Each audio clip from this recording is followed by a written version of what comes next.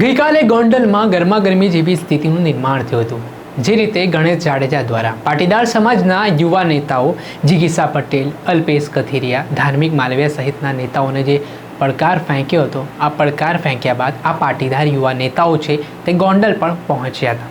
ત્યારબાદ સોશિયલ મીડિયાના માધ્યમથી પાટીદાર આગેવાન પુરુષોત્તમ પીપરિયાએ પાટીદાર અને ક્ષત્રિય સમાજની એકતા જિંદાબાદની વાત કરતા ભાજપ ઉપર પ્રહાર કરતા શું વાત કરી છે, વિગતે વાત કરીએ।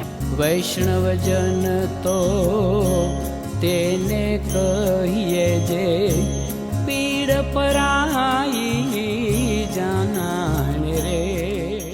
નમસ્કાર દર્શક મિત્રો, નવજીવન ન્યૂઝમાં આપનું સ્વાગત છે। હું છું ફૈઝન। ગોંડલમાં વર્ચસ્વની લડાઈ હવે જોવા મળી રહી છે।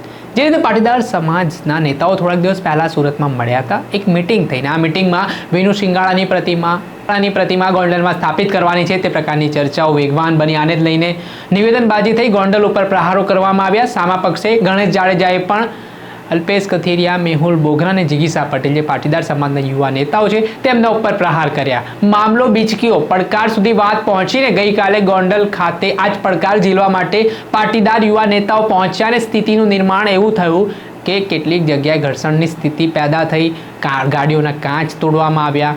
ત્યારે આ તમામ બાબતોને લઈને ગોંડલ પોલીસ સ્ટેશન ખાતે આ મામલે ફરિયાદ પણ નોંધાઈ છે। ત્યારે બીજી તરફ આ મામલે પાટીદાર સમાજના આગેવાન પુરુષોત્તમ પીપરિયા દ્વારા સોશિયલ મીડિયાના માધ્યમથી એક પોસ્ટ કરવામાં આવી છે।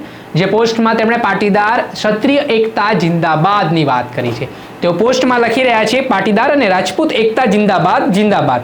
ગોંડલની લડાઈ પાટીદાર અને રાજપૂતો વચ્ચેની નથી, આ લડાઈ પાટીદાર અને ભાજપૂતો વચ્ચેની છે। જે રીતે હાલ પાટીદાર આગેવાન પુરુષોત્તમ પીપરિયાએ ભાજપ ઉપર પ્રહાર કરવાની શરૂઆત કરી છે અને તેમણે કહ્યું છે કે આ લડાઈ કોઈ સમાજ વચ્ચેની નથી, પરંતુ આ લડાઈ પાટીદાર અને ભાજપૂતો વચ્ચેની છે। તેના જ કારણે રાજકારણ ગરમાયું છે। આવી જ રીતે ગોંડલની ઘટના પર નેતાઓના નિવેદનો પણ આવી રહ્યા છે, તેને લઈને અનેક પ્રકારની ચર્ચાઓ વેગવાન બની છે।